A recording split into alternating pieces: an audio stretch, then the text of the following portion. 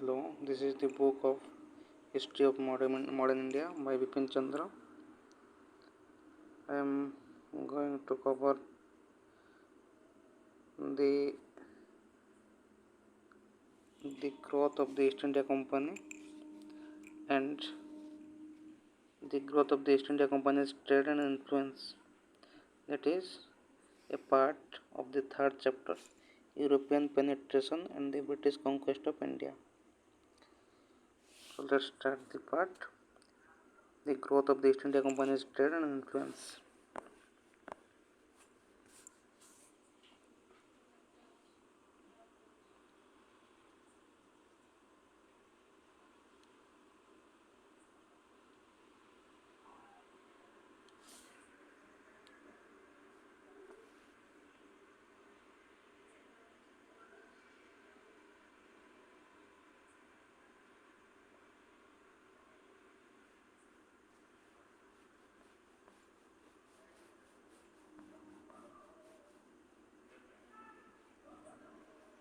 The growth of the East India Company's trade and influence 1600 to 1704.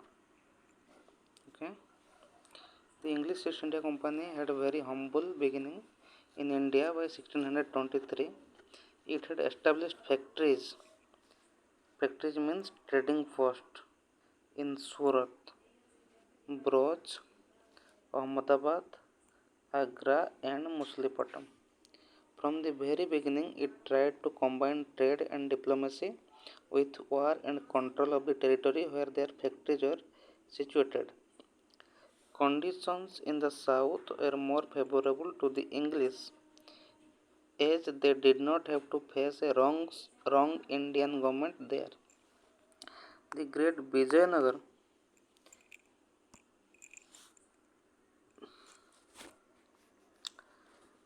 the great Vijayanagar kingdom had been overthrown in 1565 and its place taken by a number of petty and weak states.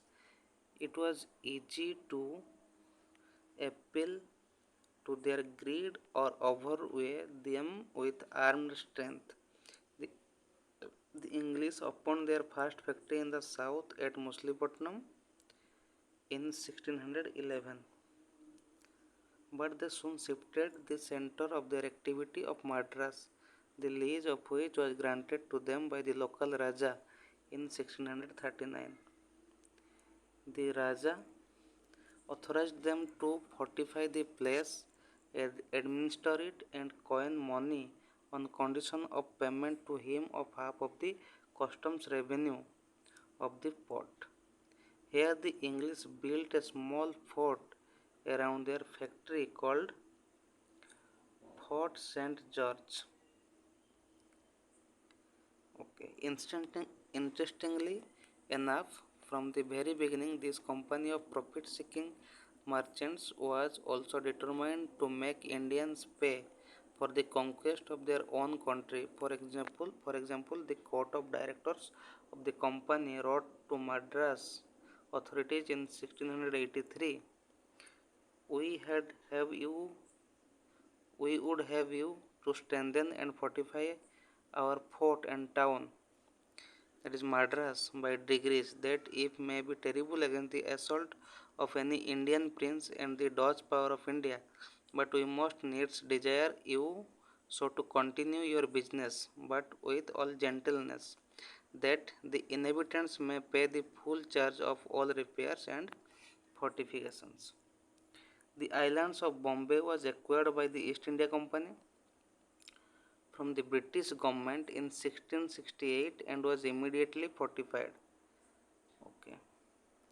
In Bombay, the English found a large and easy to defend fort for the region, and because English trade was threatened at the time by the rising Maratha power, Bombay soon superseded Surat as the headquarters of the company on the west coast. In eastern India, the English company had opened its first factories in Odisha 1633. In 1651, it was given permission to trade at Hooghly in Bengal. It soon opened factories in Patna in Bihar, Balesar in Odisha, and Dhaka and other places in Bengal. It now desired that in Bengal too it should have an independent settlement. It dreamed of establishing political power in India, which would enable it to compel the Mughals to allow them a free hand in trade, to force Indians to sell cheap and buy dear, to keep the rival European traders out, and to make its trade independent of the policies of the Indian powers. Political powers would also make it possible for its appropriate Indian revenues and thus to conquer the country with its own resources. Such plans were explicitly put forward at the time. In 1687, the directors advised the governor of Madras to establish such a policy of civil and military power and create and secure such a large revenue to maintain both as may be the foundation of a large, well grounded, secure English dominion in India for all time to come. In 1689, they declared the increase of our revenue is the subject of our care as much as our trade. Tis that, tis that must maintain our force when 20 accidents may interrupt our trade. This that must make us a nation in India. Hostilities between the English and the Mughal emperor broke out in 1686 after the former had sacked Hooghly and declared war on the emperor. But the English had seriously misjudged the situation and underestimated Mughal strength. The Mughal Empire under Aurangzeb was even now more than a match for the petty forces of the East India Company. The war ended disastrously for them. They were driven out of their factories in Bengal and compelled to seek refuge in a fever stricken island at the mouth of the Ganga. Their factories in Surat, Machilipatnam, and Visakhapatnam were seized, and their fort at Bombay besieged, having discovered that they were not yet strong enough to fight the Mughal power. The English once again became humble petitioner and submitted that the ill crimes they have done may be pardoned. They expressed their willingness to trade under the protection of the Indian rulers. Obviously, they had learned their lessons.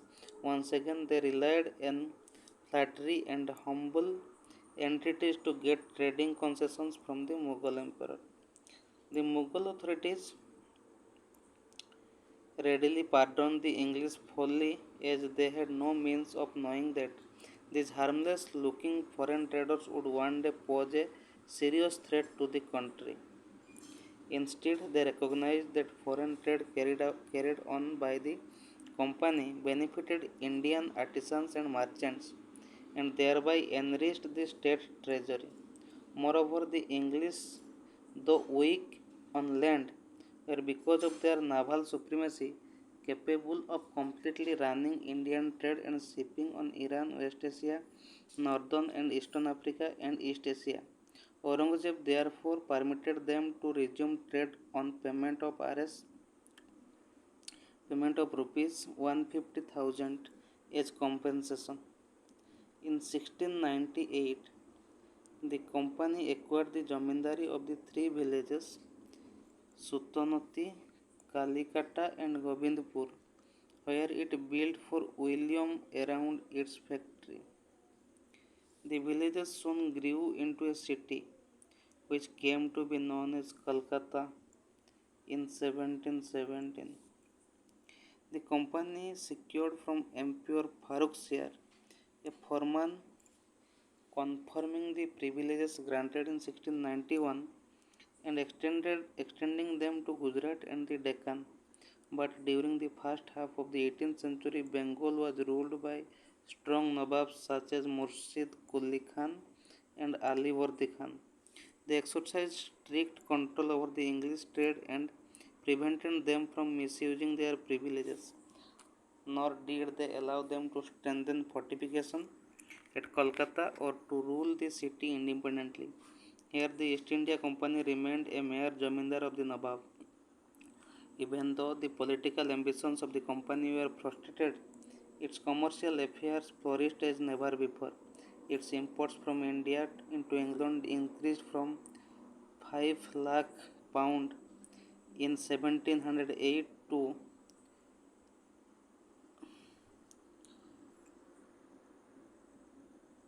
17 lakh 95,000 in 1740. British settlements in Madras, Bombay, and Kolkata became the nuclei of flourishing cities. Large number of Indian merchants and bankers were attracted to these cities. This was due partly to the new commercial opportunities available in these cities and partly to the unsettled condition and insecurity outside them caused by the breakup of Mughal Empire. By the middle of the 18th century, the population of Madras had increased to 3 lakh, that of Calcutta to 2 lakh, and that of Bombay to 70,000. A charter of 1600 granted the East India Company the exclusive privilege of trading east of the Cape of Good Hope for a period of 15 years. The company was a strictly closed corporation or a monopoly. In India, a factory of the company was generally a fortified area within which the warehouse, that is stores, offices, and houses of the company's employees were situated. It is to be noted that no manufacture was carried on in this factory. The company servants were paid very low salaries. Their real income, for which they were so keen to take service in India, came from the permission the company granted them to carry on private trade within the country, while trade between India and Europe was reserved for the company. So, this is the second part of the third chapter. The growth of the East India Company's trade and influence 1600 to 1714.